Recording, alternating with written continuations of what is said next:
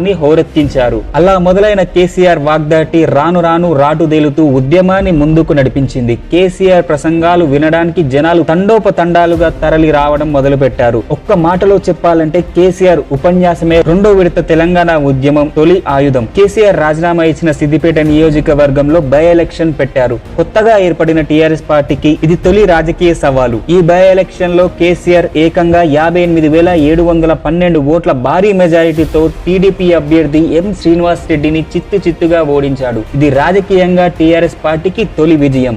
ఇక్కడి నుండి TRS party విజయ పరంపర కొనసాగుతూనే వచ్చింది. అనేక మంది ఇతర పార్టీల నుండి కేసీఆర్ పిలుపు విని టీఆర్ఎస్ పార్టీ తీర్థం పుచ్చుకున్నారు. 2002లో ఆల నరేంద్ర గారి నేతృత్వంలోని తెలంగాణ సాధన సమితి కలయికతో టీఆర్ఎస్ పార్టీ మరింత బలపడింది. ప్రత్యేక తెలంగాణ వ్యతిరేకిగా ముద్రపడ్డ చంద్రబాబు నాయుడుని గద్దె దించడమే ప్రధాన లక్ష్యంగా 2004 శాసనసభ ఎన్నికలు జరిగాయి. 10 ఏళ్ల నుండి అధికార